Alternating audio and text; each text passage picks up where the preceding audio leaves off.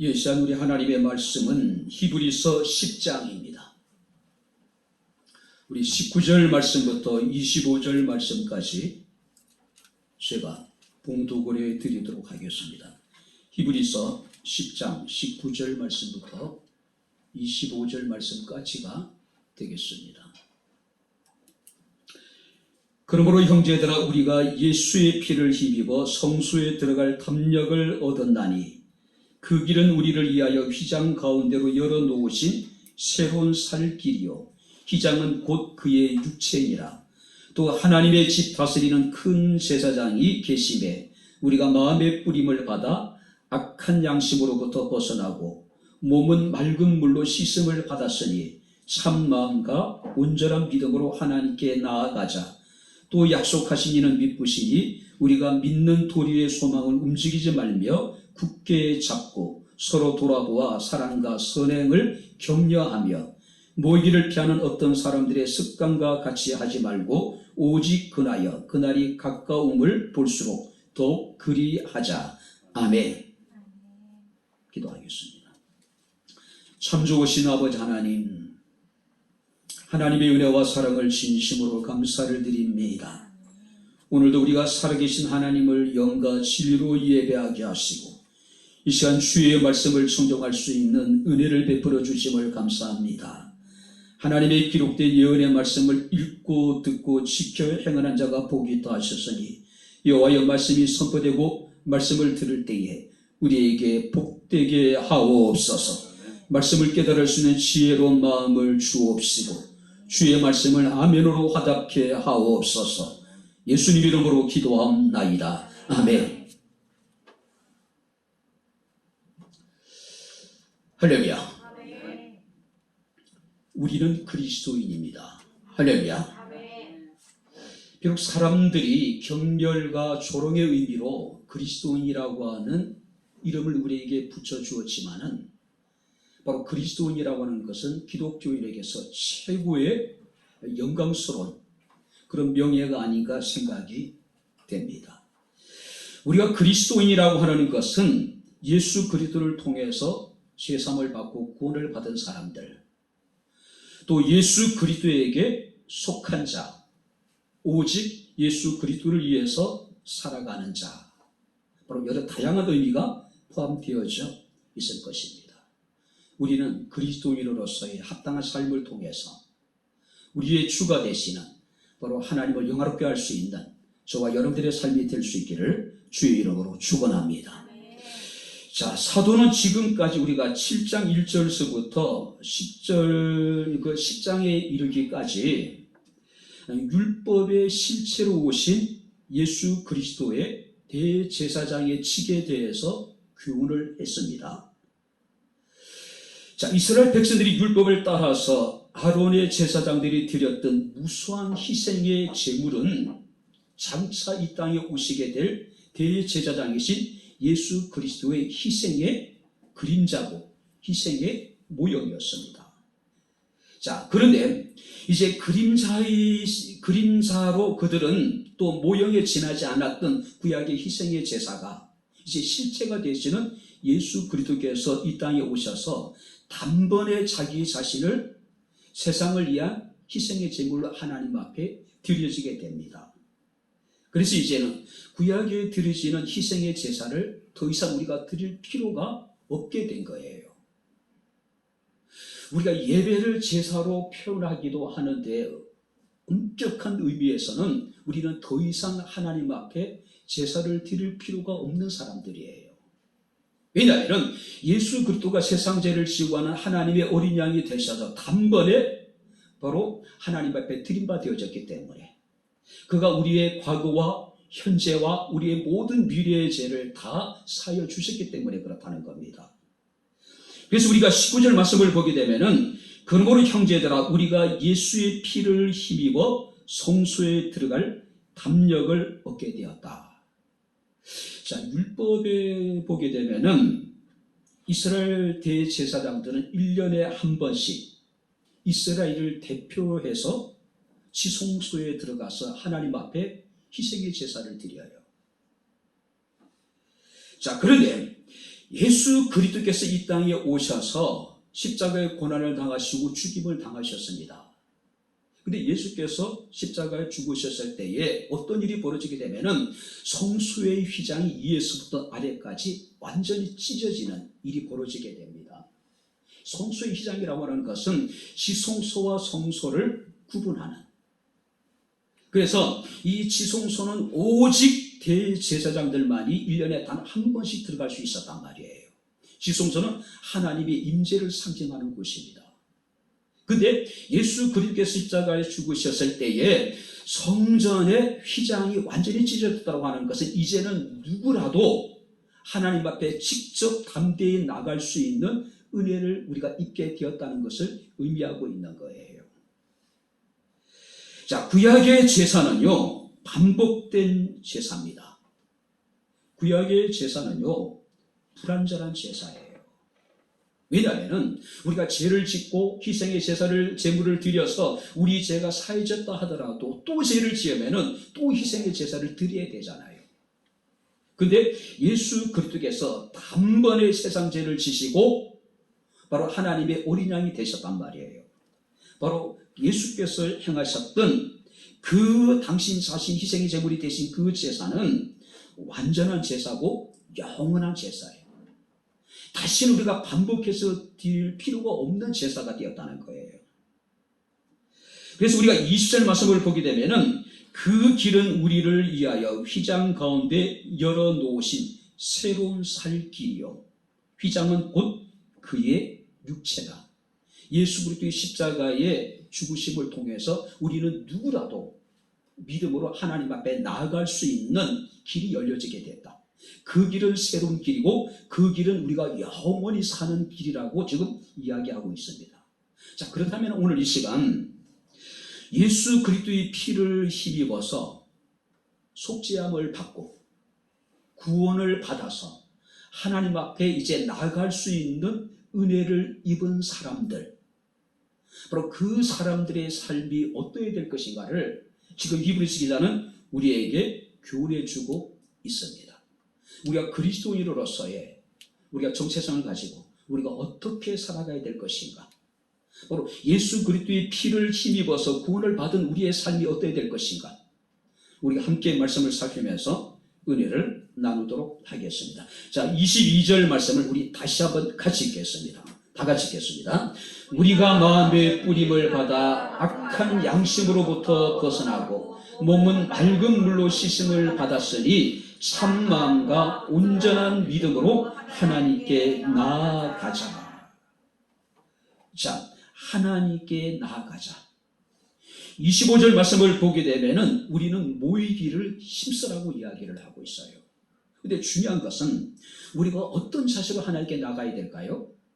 오늘 우리가 22절 말씀 보니까 참 마음과 온전한 믿음으로 하나님께 나가자. 자, 여기서 참마음이라고 하는 것은 진실하고 깨끗하고 충성스러운 마음으로 하나님 앞에 나가라는 이야기예요. 오늘 우리가 주님 앞에 나와 지금 예배를 드리고 있습니다. 오늘 우리가 주의 말씀을 우리가 청종하고 있습니다. 우리가 얼마만큼 우리가 진실한 마음으로, 우리가 깨끗한 마음으로, 충성스러운 마음으로 주님을 지금 예배하고 있는지 우리 자신을 한번 돌아볼 필요성이 있는 겁니다. 뿐만 아니라 온전한 믿음이라고 하는 것은, 이 온전하다는 얘기는 무슨 말이냐면은 양이 충분하다. 그렇다면은 온전한 믿음이라고 하는 것은 하나님 보시기에 합당한 믿음으로 하나님 앞에 나가라는 이야기예요. 원래 원문을 보게 되면은 이 참마음과 온전한 믿음은 하나로 기록되어져 있어요. 무슨 얘기냐면은 온전한 믿음 안에 참 마음으로 너희가 하나님께 나아가서 하나님을 예배하라는 이야기예요. 온전한 믿음 안에 있는 참 마음, 하나님 앞에 나아가는 진실된 마음은 우리가 스스로를 내가 마음을 깨끗이 한다고 내 마음이 깨끗해질 수 있는 건 아니라는 이야기예요. 예수 그리스도를 믿는 믿음 안에 바로 참된 마음을 갖고 하나님 앞에 나가서 우리가 예배를 하라. 특히 성경 말씀을 보게 되면 하나님께 나아가자는 이야기는 계속해서 지속적으로 살아계신 하나님을 가까이 한다. 예전에 아이들이 수요예배도 참석을 하고 금요기도도 참석을 하고 또 특별 새벽 기도회 때는 새벽 기도에도 참석을 하고 아이들이 불평을 해요. 매일매일 맨날 교회 간다고. 그죠? 성경 우리에게 말씀하고 있습니다. 우리가 온전한 믿음과 참 마음으로 하나님께 나아가라는 이야기는 너희는 끊임없이 지속적으로 하나님께 나가서 살아계신 하나님을 뵙고 그 하나님께 예배를 드리라는 이야기예요. 특별히 여러분들이 우리가 하나님께 나아가는 자는 반드시 믿음 안에 깨끗한 마음을 가지고 나가야 됩니다. 그래서 우리가 히브리서 11장 6절 말씀을 보니까 믿음이 없이는 하나님을 기쁘시게 못하나니 하나님께 나아가는 자는 반드시 그가 계신 것과 할렐루야. 그가 자기를 찾는 자들에게 상 주시는 이심을 믿어야 할지니라. 할렐루야. 믿음이에요. 믿음으로 하나님께 나가지 않고 믿음으로 하나님을 찬송하지 않고 믿음으로 기도하지 않고 믿음으로 예배하지 않는 것은 의미가 없다는 이야기예요. 철학자 아리스토텔레스는 인간을 사회적 동물이라고 이야기를 합니다. 혼자는 살아갈 수 없는 존재가 우리 인간이란 이야기예요. 인간이 인간으로서 정체성을 우리가 가질 수 있는 것은 바로 우리가 함께 어우러져 살 때 가능한 거예요. 그러다 보니까 사람들은 본능적으로 우리는 모이기를 좋아합니다. 그렇지 않습니까? 집단끼리 모이고 같은 취미를 가진 사람끼리 모이고 또 이상과 신념을 같이 하는 사람들끼리 모이기도 하고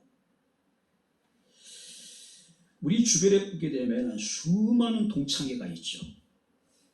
뿐만 아니라 종친회도 있고 향후회도 있고 정회도 있고 수많은 동호회가 있고 또 같은 직장 안에도 신우회라고 하는 것이 존재해요. 지금은 그런 것이 많이 희석되어졌지만 예전에 연세가 많으신 목사님들이 교회 안에서 굉장히 경계했던 것이 뭐냐면은 계모임이에요. 필사적으로 막았어요. 왜냐하면 예전에 계로 인한 피해들이 엄청났기 때문에 그래요. 그리고 은연중에 교회 안에 들어온 향후회 같은 것, 교회 안에 같은 종친끼리 어떤 자기네끼리 모이고 이런 것들을 굉장히 경계했어요. 왜냐하면 교회 치명적인 것들이에요. 자, 그런데 오늘 주께서 우리에게 말씀하십니다. 너희는 모이기를 힘쓰라고 이야기하고 있습니다. 우리가 믿음 안에서 참 마음으로 하나님께 나아가라고 이야기를 하고 있어요.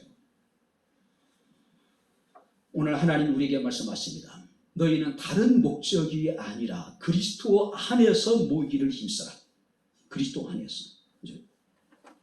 자, 그렇다면은 우리가 왜 모이기를 힘써야 됩니까? 25절 말씀을 보게 되면은 모이기를 피하는 어떤 사람들의 습관과 같이 하지 말고 오직 그나여 그날이 가까움을 볼수록 그리하자. 한번 따라해 보시기 바랍니다. 그날이 존재한다는 사실이에요. 그날이 지금 가까워 오고 있다는 이야기예요. 성경에서 그날이라고 하는 단어가 처음 사용되어졌던 것이 창세기 7장 11절입니다. 노아가 600세 되던 해 2월 그달 17일이라 그날에 큰 기쁨의 샘들이 터지며 하늘의 창들이 열렸다. 그날은 어떤 날입니까? 하나님이 물로서 세상을 심판하신 날이에요. 뿐만 아니라 마가복음 13장 19절 말씀이니까 예수께서 말씀하셨습니다. 그 날들은 환난의 날이 되었습니다. 하나님의 창조하신 창조부터 지금까지 이런 환난이 없었고 후에도 없을 것이다. 주님께서 말씀하시는 그 날은 예수께서 재림하셔서 세상을 심판하게 될 날을 의미하고 있는 거예요. 인정하든 안 하든 그날은 가까워 오고 있습니다. 할렐루야. 그날은 세상의 종말의 때를 의미하는 겁니다. 하나님의 심판의 때를 의미하는 거예요. 성경 말씀을 보게 되면은 주께서 천사장들의 나팔 소리와 함께 친히 하늘로 쫓아서 강림하게 될 거라고 이야기하고 있습니다. 그날은요, 확실한 날입니다. 그날은 누구도 피할 수 없는 날이에요. 그날은 누구도 겪어야 되는 하나님의 심판의 날이에요. 많은 사람들은 시대를 보면서 말세라고 이야기를 합니다. 제가 어렸을 때부터 어른들이 혀를 차면서 말세다, 말세다. 교회에 들어와도 똑같은 얘기합니다. 지금 세상에 말세 시대를 우리가 살고 있다는 이야기예요. 우리의 신앙을 지켜나가는 것이 참 힘든 시대를 살아가고 있습니다. 우리가 신앙을 가지고 예수를 믿는 믿음 가운데 살아가는 것이 세상 사람들의 눈에 곱지 않게 느껴지는 그런 시대를 살아가고 있어요. 지금 우리가 세상 속에서 내가 그리스도인이라고 당당히 얘기하는 것이 왠지 부끄럽게 느껴지고 위축되어져 있는 그런 시대를 살아가고 있어요. 그래도 불구하고 주께서 우리에게 말씀하십니다. 그날이 가까이 오물 볼수록 너희는 하나님께 가까이 나와 모이를 힘써라. 지속적으로 계속해서 나오라는 얘기예요. 특별히 우리가 여기 25절 말씀을 보게 되면 마지막 때에는 모이기를 피하는 자들의 악한 습관들이 나타나게 될 것이다. 이것은 여기 보세요. 모이기를 피하는 자들의 악한 습관이라는 것은 안 믿는 사람들을 이야기하는 게 아닙니다. 교회 안에 있는 무리들 가운데 자칭 그리스도인이라고 하는 사람들 중에도 모이기를 피하는 악한 습관을 쫓는 사람들이 나타나게 될 거란 이야기예요. 지금도 마찬가지입니다. 그죠? 코로나가 우리의 처해 있는 지금의 상황이 자신의 감정이 누구와의 어떤 관계가 더 이상 우리가 하나님께 가까이 나와서 하나님을 예배하는 데 있어서 핑계거리가 돼서는 안 돼요. 변명이 돼서는 안 됩니다. 어떤 사람들은 습관적으로 모이기를 피하는 사람이 있는가 하면은 어떤 사람들은 아무리 어렵고 힘든 상황 속에서도 필사적으로 하나님께 가까이 나와서 모이기를 힘쓰는 사람도 있는 거예요. 누구에게는 그렇기 때문에 더 모이기를 힘쓰는 사람이 있는가 하면은 어떤 사람은 그렇기 때문에 모이기를 피하는 사람들이 분명히 있다는 이야기예요. 말세가 되게 되면은 이런 현상들이 더 심화되게 될 것이라는 이야기예요. 어떤 상황 속에서도 우리는 예수 그리스도의 피를 힘입어서 제삼을 받은 사람들입니다. 구원을 받은 사람들이에요. 시대가 악해질수록 우리의 믿음을 지켜나가는 것이 정말 어렵고 힘들 때일수록 모이기를 힘쓸 수 있는 저와 여러분들의 삶이 될 수 있기를 주의 이름으로 축원합니다. 아무리 장작불이 뜨겁게 타오른다 하더라도 그것들을 빼놓으면요 바로 어떻게 됩니까? 꺼져버려요. 연기만 됩니다. 함께 있어야 돼요. 함께 모여야 돼요. 두 번째 우리가 23절 말씀을 같이 읽겠습니다. 23절 다 같이 읽겠습니다. 또 약속하신 이는 믿으시니 우리가 믿는 도리의 소망을 움직이지 말며 굳게 잡고 우리가 믿는 도리의 소망을 굳게 잡아라. 자, 여기 보세요. 우리가 믿는 도리의 소망이라는 게 무엇일까요? 쉽게 얘기하면은 우리가 믿음으로 고백하는 그 소망, 우리가 끊임없이 우리는 믿음 안에 살아갑니다. 우리가 또 믿음을 가지고 미래에 대한 소망을 우리는 이야기를 해요. 너희가 가진 믿음 안에 가지고 있는 그 소망, 너희가 믿음을 가지고 입으로 고백하고 있는 너의 그의 소망을 흔들리지 말고 끝까지 붙잡고 있어라는 이야기예요. 우리 믿음의 소망, 우리 소망의 믿음의 고백, 우리가 믿음으로 고백하는 그 소망을 흔들리지 말고 굳게 잡아라. 우리는 어떻습니까? 믿음으로 소망을 고백을 해요. 근데 돌아서서는 안 될 거야. 현실적으로 여러 가지 안 될 수밖에 없는 일들을 우리는 스스로 여러분들이 열거해 보는 거예요. 그래서 결론 냅니다. 안 될 거야. 믿음으로 입으로는 고백을 하는데 실제 그것이 우리의 현실이 될 것인가에 대해서는 회의적이란 말이에요. 그러지 말라는 이야기예요. 내가 믿음으로 고백하고 내가 소망하고 있는 것이라면은 그것이 반드시 이루어질 것을 믿고 흔들리지 말라는 이야기예요. 끝까지 붙잡으라는 이야기예요. 왜 우리가 우리의 소망이 헛되지 않는, 또 우리가 우리의 믿고 우리가 입술로 고백하는 그 소망에 대해서 우리가 굳게 잡아야 되느냐? 오늘 성경 말씀을 보니까 또 약속하신 이는 믿으시기 때문에. 자, 여기 보세요. 우리의 소망이 헛되지 않는 분명한 이유가 있어요. 우리가 소망을 끝까지 붙들어야 될 분명한 이유가 있습니다. 바로 그것이 뭐냐면은 23절 말씀을 보면은 또 약속하신 이는 믿으시다. 우리에게 그 소망을 주시고 우리에게 그 소망에 대해서 믿음의 확신을 주신 하나님은 어떤 분이래요? 믿으신 하나님. 자, 여기서 믿부다라는 이야기는 믿을만하다, 또 신실하다, 또 성실하다. 우리가 믿을만한 사람이 내 옆에 있고 그가 나의 후견인이 되어준다면 얼마나 든든하겠어요. 우리에게 믿음을 주시고 우리에게 소망을 주시고 그 소망을 반드시 이루시겠다고 약속하신 그분은 성경 말씀이니까 믿으신 하나님이래요. 할렐루야. 우리가 믿을 만한 분이고 그분은 늘 우리에 대해서 신실하신 분이고 그분은 당신이 약속하신 모든 것에 대해서 성실하신 분이기 때문에 너희가 믿음으로 고백한 너희의 소망을 끝까지 붙들고 있으라는 이야기예요. 개척을 하고 이렇게 이제 다니면서 건축되어진 교회들의 모습을 보잖아요. 지금 생각하면은 지금 현재 우리 교회보다 작은 교회도 있고 또 큰 교회도 있고 또 외형적으로 보았을 때 늘 마음 한구석에 나름대로 믿음으로 바라보는 어떤 소망, 꿈이 있었습니다. 야, 나도 목회를 하면서 저런 교회를 한번 건축해 보면 좋겠다. 나도 저런 교회에서 참 목회 한번 해봤으면 좋겠다. 근데 시간이 지나면서요, 제가 마음속에 그리고 꿈꾸며 기도했던 모든 것들을 하나님께서 정말로 하나같이 다 이루어주시더라고요. 내 소망이 이루어진 것에 대해서 기뻐하기보다는 하나님에 대한 두려움을 느낄 수밖에 없을 정도로 도저히 꿈꾸는 것조차도 불가능해 느껴졌던, 내가 무엇인가를 우리가 마음에 그리는 것조차도 사치스럽게 느낄 수밖에 없는 그런 상황인데 하나님은 하나하나 꿈꾸며 마음에 소원했던 그 모든 것들을 다 이루어주시는 거예요.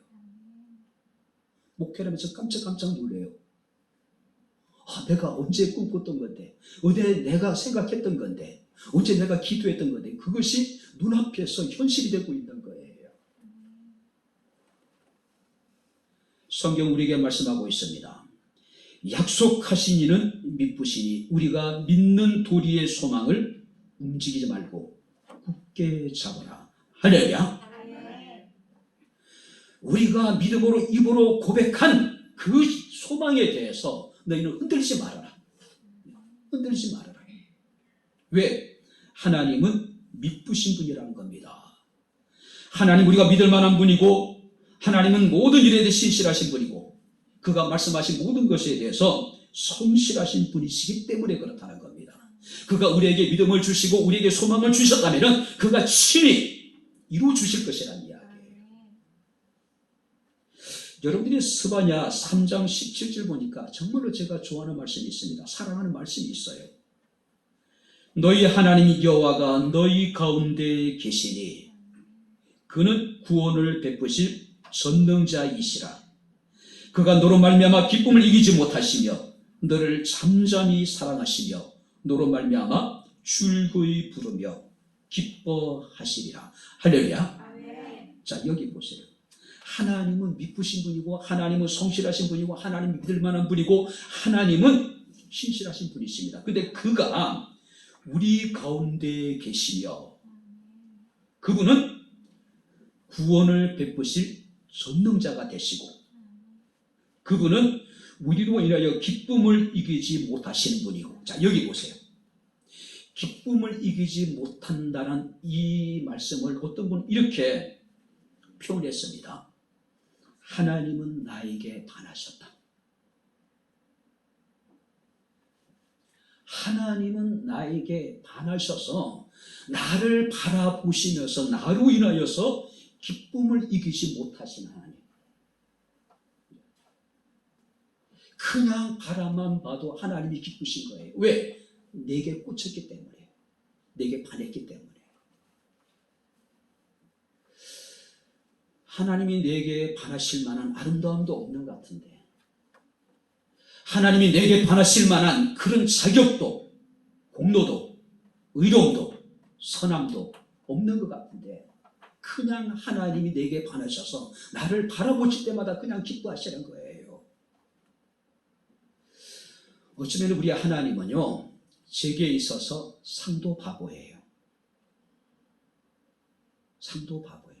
제게 바라고 내게 꽂혀가지고 그냥 나를 바라보시면서 하나님은 그냥 기분이 좋으신 거예요. 뿐만 아니라 하나님은 우리를 잠잠히 사랑하는 분이라고 이야기를 하고 있습니다.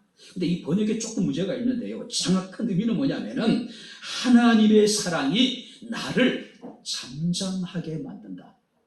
할렐루야. 자, 우리를 잠잠히 사랑한다는 그 원래의 의미는 하나님의 사랑이 나를 잠잠하게 만든다. 그래서 다윗은 시편 131편에 이렇게 이야기합니다. 내가 어머니 품에 있는 젖된 아이처럼 고요하고 평안하다. 무슨 얘기예요? 하나님의 사랑이 나를 감싸고 있기 때문에 극한 환난과 핍박과 고난 속에서도 다윗은 어머니 품에 잠겨있는, 어머니 품에 안겨있는 그 젖된 아이, 그러니까 젖을 배불리 먹고 지금 깊은 어떤 잠에 빠져있는 그런 어린 아이처럼 나는 고요하고 나는 평안하다고 이야기하고 있는 거예요. 하나님 미쁘신 하나님인데 우리 가운데 계시는 분이고 그분은 구원을 베푸실 전능자이시고 나로 인하여 기쁨을 이기지 못하신 하나님, 나에게 반하셔서 나에게 꽂혀서 바로 상도 바보가 되신 하나님, 나를 잠잠히 사랑하시되 나를 그 사랑으로 인해서 잠잠하게 만드신 하나님, 어떤 혼란 속에서도 내가 고요한 주의 평안을 누리게 만드신 하나님. 그렇다면 우리가 믿음으로 고백한 우리가 가진 그 소망을 견고히 붙잡고 흔들지 않은 이유가 바로 여기에 있는 겁니다. 로마서 5장 5절 말씀 보니까 사도 바울은 이런 얘기를 합니다. 소망이 우리를 부끄럽게 하지 아니함은. 무슨 얘기예요? 우리가 믿음으로 고백한 우리의 소망에 대해서 하나님이 결코 부끄럽게 하지 않을 것이래요. 할렐루야. 만약에 우리가 믿음으로 고백한 우리의 소망이 헛되면 우리는 사람들에게 허풍쟁이가 되는 거예요. 실없는 사람이 되는 거예요. 그런데 하나님은 우리가 참 마음으로 또 온전한 믿음으로 하나님에 대한 소망을 품고 그 믿음으로 우리가 고백하는 그 우리의 소망에 대해서 하나님께서 뭐라고 말씀하십니까? 결코 너희 소망을 부끄럽게 하지 않을 것이다. 우리에게 주신 성령으로 말미암아 하나님의 사랑이 우리에게 부은바 되었다. 하나님의 사랑이 우리에게 부은바 되어졌기 때문에 아주 그냥 쏟아부으셨다는 이야기예요. 그래서 우리가 믿음으로 말하고 있는 우리의 소망에 대해서 하나님 우리를 부끄럽게 하지 않으실 것이다. 그렇죠?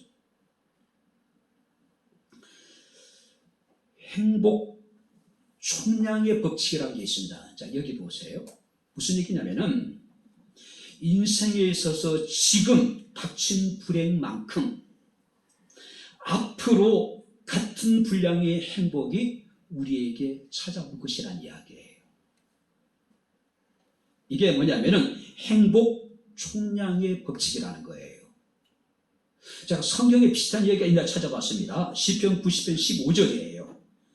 우리를 괴롭게 하신 날수대로와 우리가 화를 당한 연수대로 우리를 기쁘게 하소서. 하나님의 사람이었던 모세의 기도예요. 여러분들이 지금까지 살아온 동안에 고난을 겪었던 만큼, 아픔을 겪었던 만큼, 괴로움을 겪었던 만큼 하나님이 그 연수대로 우리를 기쁘게 하실 것이라는 이야기예요. 그러니 오늘 주께서 우리에게 말씀하시고 있습니다. 믿음으로 너희가 말하고 있는 너희의 소망을 굳게 잡아라. 어떤 상황 속에서도 낙심하지 말라는 이야기예요. 좌절하지 말라는 이야기예요. 우리의 소망에 대해서 부끄럽게 여기지 말라는 이야기예요. 포기하지 말라는 이야기예요. 우리가 민수기 14장 28절 말씀을 보게 되면은 여호와의 말씀에 나의 삶을 가리켜 맹세하노라. 너희 말이 내 귀에 들린 대로 내가 너희에게 행하리라. 한번 따라해 보시기 바랍니다. 너희 말이 내 귀에 들린 대로 내가 너희에게 행하리라. 무슨 얘기예요? 너희 말이 내 귀에 들린 대로 내가 너희가 말한 대로 행할 것이라고 이야기를 하고 있어요. 우리가 믿음 안에 우리 입술로 고백한 우리의 소망에 대해서 너희가 부끄러워하지 말고, 너희가 그것을 포기하지 말고 굳게 붙잡고 있으라는 이야기예요. 하나님은 우리 입술에 나오는 말대로 우리에게 행해 주시겠다는 이야기예요. 민수기 13장 14장에 보니까 가나안 땅을 정탐하고 돌아온 12명의 정탐꾼의 이야기가 기록되어져 있습니다. 크게 두 부류로 나누어져요. 첫 번째 무리들은 다수입니다. 하나님을 온전히 신뢰하지 못한 사람들입니다. 그들은 어떤 이야기를 합니까? 우리는 능히 가나안에 올라가서 그 백성을 치지 못할 것이다. 그들은 우리보다 강하다. 우리는 그들의 보기에 메뚜기와 같을 것이다. 안 된다는 이야기예요. 이미 하나님께서 그들의 조상들에게 끊임없이 내가 너희에게 그 가나안 땅을 허락해 주실까 약속을 했는데 현실의 장벽 앞에서 그들은 스스로 포기해버린 거예요. 불가능하다는 거예요. 반면에 두 번째 무리들은 소수입니다. 여호수아와 갈렙 단 두 사람이었어요. 그들은 믿으신 하나님을 믿었습니다. 자신들이 믿는 도리의 소망을 굳게 잡은 사람입니다. 그들도 인정을 합니다. 가나안 땅의 사람들은 강하다. 그러나 여호와께서 우리와 함께 하시면 그들은 우리의 밥이다. 할렐루야. 결과는 뭡니까? 온전히 하나님을 신뢰하지 못했던, 자신들이 믿는 그 도리의 소망을 가지지 못한 사람들은 결국 가나안 땅에 한 사람도 들어가지 못하고 출애굽 1세대가 전부 광야에서 엎드려서 죽임을 당해요. 오직 하나님을 신뢰했던, 자신들이 믿는 도리의 소망을 굳게 잡았던 여호수아와 갈렙은 가나안 땅에 들어가게 돼요. 성경에 우리에게 말씀을 하고 있습니다. 소망이 우리를 결코 부끄럽게 하지 아니할 것이다. 하나님의 사랑이 우리에게 쏟아 부어질 것이다. 여러분들 어떤 소망을 가지고 있습니까? 그 소망을 굳게 붙잡게 되기를 주 이름으로 축원합니다. 할렐루야. 의심하지 마시고요. 하나님이 결코 내가 가진 이 소망을 부끄럽게 하지 않을 것이라고 하는 확신을 가지고요. 그죠? 마지막으로 세 번째 우리가 24절 같이 읽겠습니다. 다 같이 읽겠습니다. 서로 돌아보아 사랑과 선행을 격려하며 예수의 피를 힘입어서 제사함을 받고 구원을 받고 이제 하나님께 담대히 나갈 수 있는 하나님의 은혜를 입은 사람들이라면 이제는 서로 돌아보아라. 이제는 서로 돌아보아서 사랑과 선행을 격려하라. 자, 여기 보세요. 여기 서로 돌아본다는 이야기는 어떤 의미냐면은 서로 같은 일을 주목하게 하라. 그리고 같은 삶을 살아가도록 격려해 주라. 내가 가장으로서 가족을 돌아본다는 의미는 경제적으로 필요한 것들을 채운다는 의미도 있겠죠. 그러나 성경적인 의미에서 본문에서 서로 돌아보라는 이야기는 그들로 하여금 서로 같은 일에 주목하게 하고 우리의 자녀들이 내가 주목하고 있는 주의 일에 함께 주목하게 만들고 내가 살아가고 있는 이 믿음의 삶을 같이 살아가도록 격려해 주라는 이야기예요. 돌아본다고 해서 단지 일시적으로 그들의 필요한 것을 채워주라는 이야기가 아닙니다. 아름다운 선한 일에 주목하게 만들고 아름다운 선한 삶을 살아가도록 격려해주고 돌봐주라는 이야기예요. 근데 우리는 어떻습니까? 자녀들에게 필요한 것을 채우는 일에는 우리는 정말 목숨을 걸어요. 내가 정말 열심히 일하는 이유가 뭡니까? 대부분의 부모들이 그래도 자식들만큼은 뭔가 좀 떳떳하게 살아갈 수 있도록 뭔가 내가 기반을 만들어줘야 되지 않을까. 그런데 성경적인 돌봄이라고 하는 것은 선한 일에 우리의 자녀들이 주목하게 만들고 믿음의 삶을 우리와 같이 살아갈 수 있도록 격려해 주는 것. 그렇게 살아가도록 도와주는 것.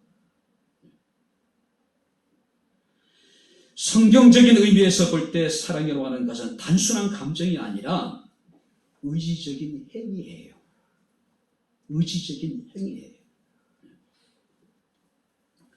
서로 사랑하고 서로 이해하고 서로 격려하고 우리가 같은 믿음을 가지고 살아갈 수 있도록 도와주는 것. 이것이 진정한 돌봄이라는 거예요.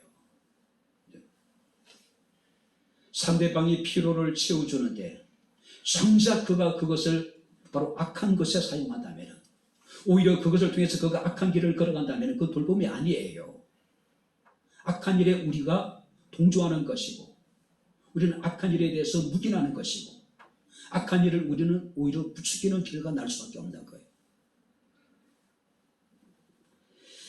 옛날에 어떤 인류학자가 아프리카 한 부족에게 가서 아이들에게 게임을 하자고 제안을 했습니다. 가난한 아프리카의 어린 아이들, 굶주리는 아이들에게 바구니에다가 온갖 아름다운 정말로 맛있는 과일들을 잔뜩 담아놓은 겁니다. 그리고 선을 그어놓고 아이들에게 한 줄로 딱 서라고 이야기를 해요. 내가 신호라면 일제히 달려가서 제일 먼저 그 과일 바구니에 도착하는 사람이 그 바구니에 있는 모든 맛있는 것을 혼자 먹을 수 있도록. 상급이 참 푸짐하죠. 근데 이제 인류를 세워놓고 그 인류학자가 아이들한테 출발 신호를 보내요. 근데 뜻밖의 상황이 벌어지게 됩니다. 다른 사람을 제치고 앞으로 튀어나갈 아이들이 분명히 있어야 될 것 같은데 출발 신호와 동시에 아이들은 옆에 아이들의 손을 잡는 거예요. 그리고 발을 맞춰서 과일 바구니가 있는 곳을 향해 달려가는 거예요. 그리고 둘러앉아서 그 과일 바구니에 있는 맛있는 과일들을 함께 나눠 먹는 거예요. 이 인류학자가 상당히 당혹스럽기도 하고 참 희한하잖아요. 그래서 물었습니다. 누구든지 제일 먼저 도착한다면 그 맛있는 과일들을 혼자 다 먹을 수 있는데 왜 같이 갔니? 그때 아이들이 외치려 합니다. 우분투. 다른 사람들이 모두 슬픈데 어떻게 한 사람만 행복할 수 있나요? 중학교 때 북가자동에서 증산동까지 학교를 다닙니다. 그 과정에 호벌판이 있어요. 불광천 따라서 학교를 가요. 그 지역이 개발되기 전이기 때문에 아무것도 없잖아요. 등하기가 굉장히 지루해요. 오전에는 지각하지 않기 위해서 빨리 달려가지만 수업 끝나고 난 다음에 굉장히 좀 해이해지잖아요. 긴장이 풀리고. 놀이할 만한 게 아무것도 없는 거예요. 볼 만한 게 아무것도 없는 거예요. 그래서 7명씩 몰려다니면서 아이들의 게임을 합니다. 그 게임은 뭐냐면 가위바위보 해가지고 가방을 진 사람한테 몰빵시키는 거죠. 근데 보니까요, 항상 지는 아이들이 자주 지더라고요. 그런데도 그 게임을 안 할 수 없으니까 와서 하는 거예요. 한번 상상해 보세요. 뜨거운 여름인데 아무것도 없어. 햇빛을 가려주면 나무도 없고. 한 학생이 저 역시도 마찬가지입니다. 6, 7개 가방을 어깨에 둘러매고 낑낑거리면서 미리 이제 거리를 정하죠. 여기서 저기까지. 또 거기 도착해 다시 가입하면 여기서 저기까지. 다른 6명은 편합니다. 룰루랄라해요. 그러나 한 명은 어떻습니까? 낑낑대면서 복수를 다짐해요. 근데 재수 나쁘면은 2번 걸리기도 하고 3번 걸리기도 하고 동네 올 때까지 계속 걸린 애도 있는 거예요. 우분투라고 하는 것은 바로 나만 잘 되는 것이 아니라 함께 모두가 잘 되는 거예요. 나만 잘 사는 것이 아니라 우리가 함께 어우러져서 함께 잘 사는 것. 내가 있기에 내가 있다. 서로의 존재를 소중하게 여기는 겁니다. 근데 우리는 어떻습니까? 치열해요. 어렸을 때부터요. 그죠? 상대를 밟고 일어서지 않으면 내가 밟힌다라고 하는 그런 절박함이 있는 거예요. 처절함이에요. 서로가 서로에게 없어서는 안 될 존재입니다. 그래서 성경 우리에게 얘기합니다. 서로 돌아보래요.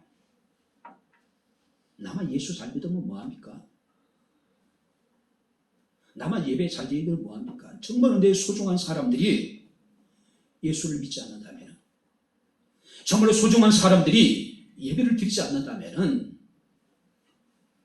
그것이 내게 마음에 정말로 기쁨이 될 수 있을까요?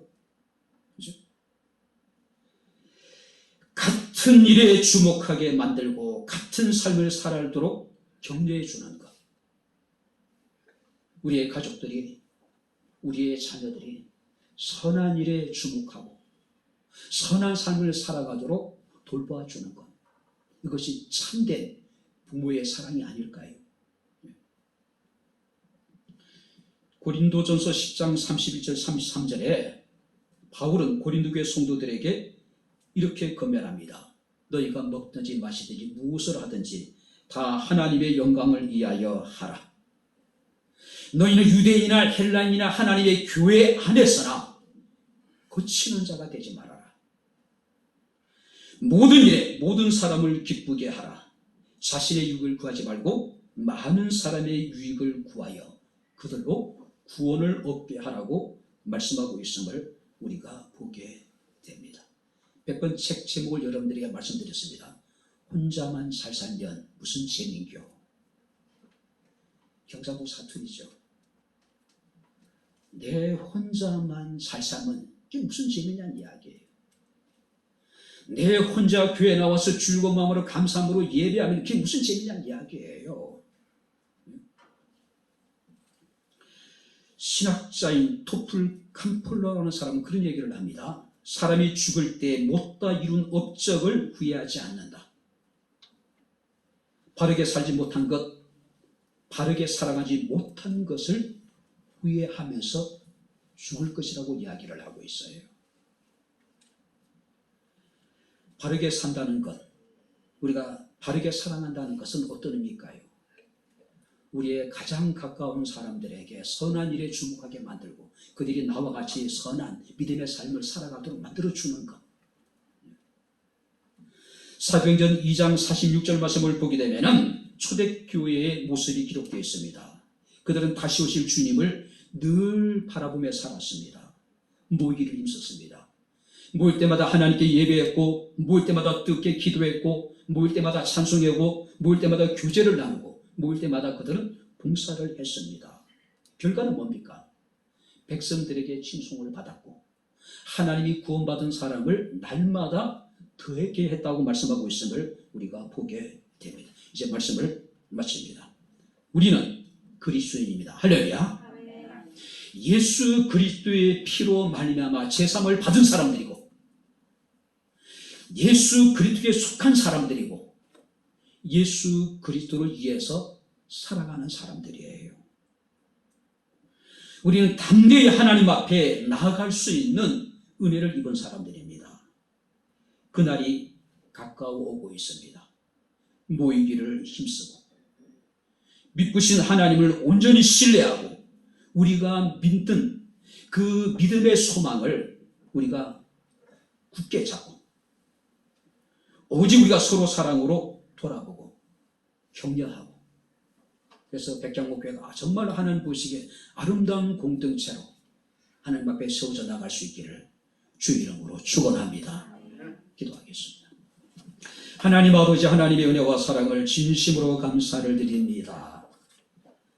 내가 그리스도인에 대해서 결코 부끄럽지 않게 하시고 내가 예수 그리스도의 피를 힘입어서 제사함을 받고 구원을 받아 하나님 앞에 담대히 나갈 수 있는 은혜를 입었으니 모이기를 힘쓰게 하옵소서.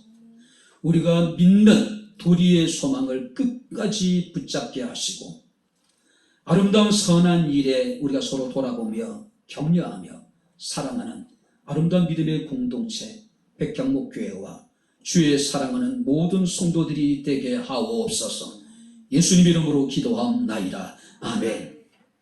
이제는 우리 주 예수 그리스도의 은혜와 하나님의 크신 사랑과 성령님의 교통 교제의 제 충만 역사 인도하시니 거룩한 주의 날 살아계신 하나님을 영과 진리로 예배한 모든 성도들 머리머리 위에 저들의 가정과 직장과 사업장과 이 교회와 이 나라 이 민족 위에 지금부터 영원토록 함께 있을지어다.